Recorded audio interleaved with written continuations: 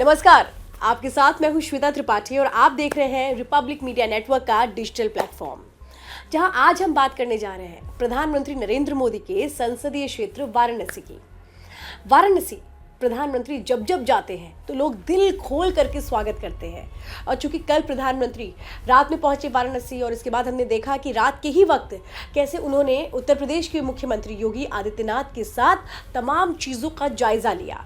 विकास की वो रफ्तार वाराणसी कैसे तय कर रहा है, उन तस्वीरों से झलकता है, जहां प्रधानमंत्री आप देख रहे हैं कि किस तरह से एक हाईवे पे भी आप देख रहे हैं खड़े हुए हैं, वहां पे भी वो योगी आदित्यनाथ के साथ बातचीत कर रहे हैं, देख रहे हैं कि जो लक्ष्य रखा गया है वाराणसी के लिए वो किस तरह से पूरा हो रहा है। और आज वो तस्वीरें भी हमने देखी जब प्रधानमंत्री रैली को संबोधित करने के लिए जा रहे थे, वो रोड शो कर रहे थे। योगी आदित्यनाथ उत्तर प्रदेश के मुख्यमंत्री भी उनके साथ मौजूद थे। ओपन जीप पे वो जैसे जैसे आगे बढ़ रहे थे, जो लोग हैं वो किस तरीके से उनका फूलों से स्वागत कर रहे थे, फूल बरसा करके ये बताने की कोशिश प्रधानमंत्री को कर रहे थे कि कैसे प्रधानमंत्री दिलों में बसते हैं। ये वो तस्वीरें हैं जो बताती हैं कि प्रधानमंत्री कैसे घर घर के एक सदस्य बन चुके हैं अपने उस संसदीय क्षेत्र में, जो एक तरह से कहें कि उनका मुरीद है। मुरीद उन योजनाओं को लेकर के है, मुरीद उन बातों को लेकर के है जो सीधे सीधे दिल को छूती हैं, कनेक्ट करती हैं। और कनेक्टिविटी की जब अब बात हम कर रहे हैं तो वो कनेक्टिविटी कितनी ज़बरदस्त तरीके से देखने को मिलेगी जब आप सीधे वाराणसी से बंगाल पहुंचेंगे, मतलब कोलकाता पहुंचेंगे, वाया रांची होते हुए।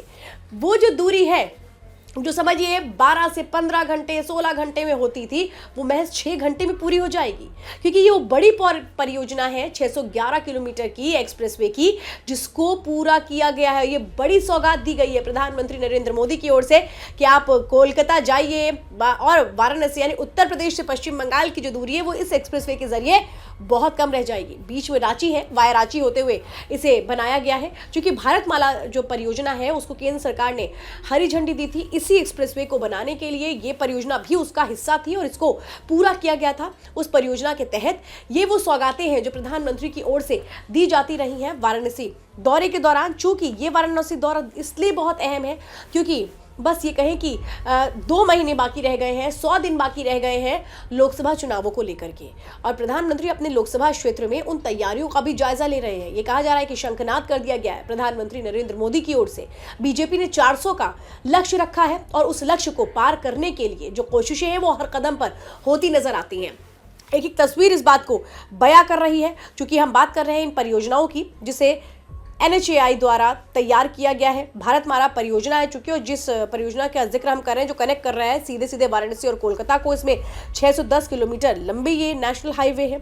और इस एक्सप्रेस हाईवे में अगर ये देखेंगे तो बहुत सारे ऐसे गांव हैं जो कनेक्ट हो रहे हैं। रिंग रोड से शुरू होगा, पश्चिम बंगाल के हावड़ा जिले के उलुबेरिया के पास NH16 से इसको जोड़ा जाएगा। और ये लक्ष्य जो रखा गया है ये 2026 का रखा गया है, यानी समझिए कि 2 साल में इसको बनाने की जो प्लानिंग है वो पूरी कर ली जाएगी। यानी 2 साल के बाद जब पश्चिम बंगाल से कोई वाराणसी आना चाहेगा तो ये कहे कि बस 6 घंटे के उस सफर को पूरा करके पहुंच जाएगा। और यही होगा वाराणसी से अगर कोई जाना चाहेगा कोलकाता तो वो कैसे पूरा होगा। अब यहाँ इसके पीछे का मकसद आप समझिए।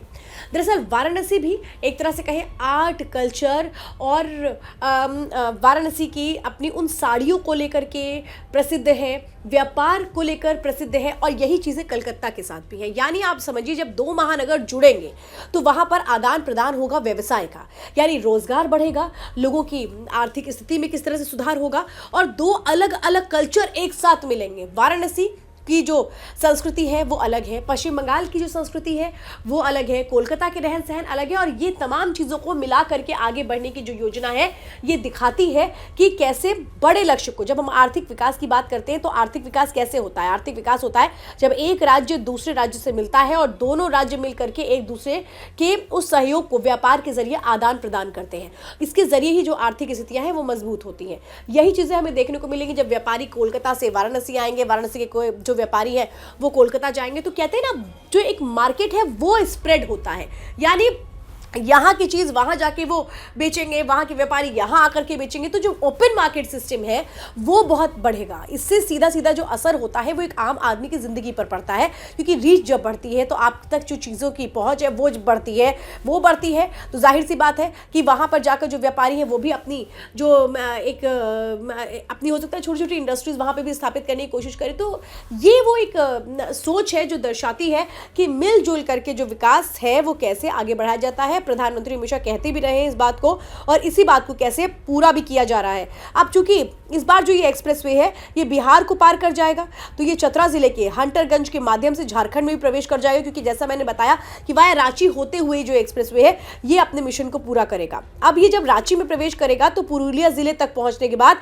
हजारीबाग और रामगढ़ जिलों से गुजरते हुए पश्चिम बंगाल की ओर अपनी यात्रा को पूरा करेगा। यानी कौन कौन सी वो जगह पड़ने वाली है वो इस वक्त मैं आपको बता रही हूं। तो सीधे सीधे एक तरह से कहीं ये बड़ी सौगात प्रधानमंत्री नरेंद्र मोदी की ओर से है, लेकिन देखना ये बहुत दिलचस्प है प्रधानमंत्री के इस दौरे के बाद किस तरह से इंडी गठबंधन में बौखलाहट होती है, क्योंकि इंडी ने अभी कुछ दिन पहले ही सीट शेयरिंग की है, जिसमें वाराणसी को लेकर के जो कांग्रेस है वो सीट उनको मिली है, लेकिन बहुत कश्मकश है, क्योंकि उनको पता है प्रधानमंत्री के आगे किसी को भी खड़ा करना बहुत बड़ी चुनौती है। और प्रधानमंत्री का संसदीय क्षेत्र है, प्रधानमंत्री किस तरह से अपने उस संसदीय क्षेत्र को ना सिर्फ सिर आंखों पर रखते हैं बल्कि विकास की हर धारा वहां तक पहुंचे इसकी कोशिशें होती हैं। क्योंकि आप समझिए कि जो वाराणसी है वो प्रधानमंत्री को एक तौर से अपने सांसद के तौर पर देखता है, तो दूसरी तरफ प्रधानमंत्री है वो, यानी प्रधान सेवक है वो, यानी जो वाराणसी है वो वाराणसी के लिए जो प्रधानमंत्री है उनकी वो प्रधानमंत्री कई बार कहते भी है कि जिम्मेदारियां दोहरी हो जाती है, क्योंकि वहां वो जनप्रतिनिधि है, वहां से वो चुनाव लड़ते हैं।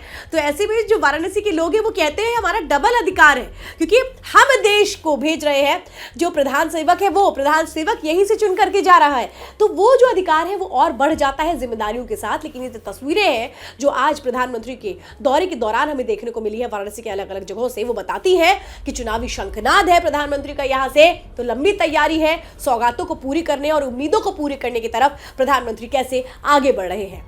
यहाँ सब गुरु हो, यहाँ इंडी गठबंधन के पैंतरा ना चली,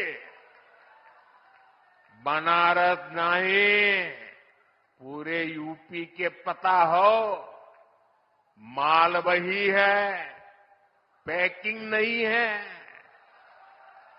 इस बार तो इनको जमानत बचाने के लिए ही बहुत संघर्ष करना पड़ेगा। साथियों, आज पूरे देश का एक ही मूड है, अब की बार मोदी की गारंटी है, हर लाभार्थी को 100% लाभ। मोदी लाभार्थियों के सैचुरेशन की गारंटी दे रहा है। तो यूपी ने भी सारी सीटें मोदी को देने का निर्णय किया है, यानी इस बार यूपी 100% सीटें एनडीए के नाम करने वाला है। भाइयों और बहनों, मोदी का तीसरा कार्यकाल पूरी दुनिया में भारत के सामर्थ्य का सबसे प्रखंड कालखंड होने वाला है। तो फिलहाल आज के लिए मेरे साथ इस डिजिटल वीडियो में इतना ही। दीजिए इजाजत, नमस्कार।